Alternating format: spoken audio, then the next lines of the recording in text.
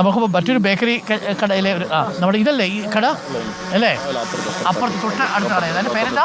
Leima baker's. ഈ വെള്ളം വന്ന് കയറുന്നത് അവിടെയാ? വെള്ളം വന്ന് ഇതിൽ ഫ്രണ്ട് കൂടിയും കയറിയിട്ടുണ്ട്, ബാക്ക് കൂടി അടിച്ച് കയറിയിട്ടുണ്ട്. കുറച്ച് ദൃശ്യങ്ങൾ അവിടെ ഉണ്ട്. ആ ദൃശ്യങ്ങൾ അവിടെ ഉണ്ട്, കിട്ടിയിട്ടുണ്ടെന്ന് പറഞ്ഞു. ഓക്കെ, ആ ദൃശ്യങ്ങൾ നമുക്ക് കിട്ടിയിട്ടുണ്ട് തോന്നുന്നു അല്ലേ? VS രഞ്ജിത്തെ, നമ്മുടെ ലൈമ ബേക്കേഴ്സിന്റെ വിഷ്വൽസ് കിട്ടിയോ നമുക്ക്? ആ വിഷ്വൽസ് കിട്ടും ഇപ്പോൾ? അവരെ കയ്യിൽ കിട്ടിയിരുന്നു. അവർ കിട്ടിയിരുന്നു. ഓക്കെ, ഈ സ്ഥലക്കാണ് അല്ലേ? ഇതിന്റെ ബാക്ക് കൂടെ പോയാലേ അവസ്ഥ അറിയുള്ളൂ. മൊത്തം പോയി. ഇത് 2 ഷട്ടറായിരുന്നു. ഇത് 2 ഷട്ടറാണ്. ഇത് താഴെ കച്ചവടം ഉണ്ടായിരുന്നോ? പിന്നെ എങ്ങനെ ഇറങ്ങും താഴെ? അപ്പുറത്ത് കൂടെ പോകും. അല്ല, ഇതായിരുന്നു സ്റ്റെപ്പ്.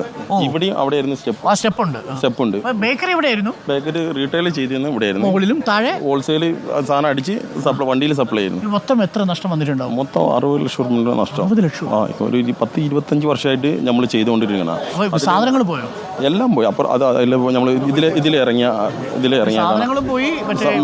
മെഷീനറി പോയി. ഒരു ബിൽഡിംഗ് ഉണ്ടായിരുന്നു ബേക്കിൽ, അത് പോയി. അങ്ങനെ മൊത്തത്തിൽ എല്ലാ സ്റ്റോക്കും അതിലിറങ്ങിയ കറക്റ്റ് അതിന്റെ വിഷ്വൽ കാണാം. എല്ലാം പോയില്ലേ? എല്ലാം മൊത്തത്തിൽ.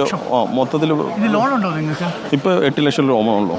ഓൾറെഡി നമ്മൾ ലോൺ എടുത്തിരുന്നു, അത് അടച്ചടച്ചിങ്ങനെ തീർന്നു വന്ന് ലാസ്റ്റ് അത്യാവശ്യം ഒന്ന് പച്ച പിടിച്ച് വരികയായിരുന്നു. നല്ല ഒരു കൊല്ലം 2 കൊല്ലമൊക്കെ കഴിഞ്ഞ് നമ്മളൊന്ന് സെറ്റ് ആവുമെന്ന് വിചാരിച്ച് നിൽക്കുകയായിരുന്നു. അപ്പോഴാണ് ഇതാണ് ഇവിടുത്തെ ഒരു സങ്കട വാർത്ത. ഇപ്പോൾ പ്രേക്ഷകർ മനസ്സിലല്ലോ, വീട് നഷ്ടപ്പെട്ടവർ മാത്രമല്ല, ഇവിടുത്തെ തൊഴിലാളികൾ അവർ സാധാരണ മനുഷ്യരാണ്. അപ്പോൾ 60 ലക്ഷം രൂപയുടെ നഷ്ടം ഉണ്ടായിന്ന് അദ്ദേഹം പറയുമ്പോൾ പല ഘട്ടങ്ങളിലായിട്ട് ലോൺ എടുത്തെല്ലാം തിരിച്ചടച്ച് ഇനി 8 ലക്ഷം രൂപ കൂടിയാണ് ബാക്കിയുള്ളത്. അതടക്കം ഇനി അടയ്ക്കാൻ കിടക്കുമ്പോഴാണ് എല്ലാം തകർന്ന അവസ്ഥയിൽ മനുഷ്യരുള്ളത്. ആ മനുഷ്യരെയൊക്കെ നമുക്ക് ചേർത്ത് പിടിക്കണം. ഇപ്പോൾ പ്രേക്ഷകർക്ക് ഈ ചൂരൽമലയിലെ നഷ്ടങ്ങളുടെ കണക്ക് എത്രയാണെന്ന് ബോധ്യപ്പെട്ടിട്ടുണ്ടാവുമല്ലോ. നമുക്ക് കണക്കൊരിക്കലും കൂട്ടിയെടുക്കാൻ പറ്റത്തില്ല. കണക്ക് കൂട്ടുന്തോറും തെറ്റിക്കൊണ്ടിരിക്കുന്ന കണക്കാണ് ചൂരൽമലയിൽ ഇത്.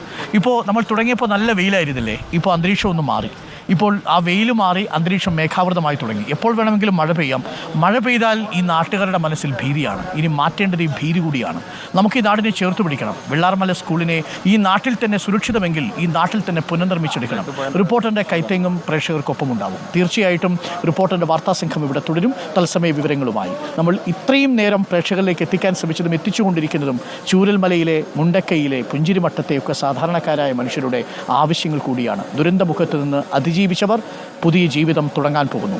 പാഠം 1: അതിജീവനം.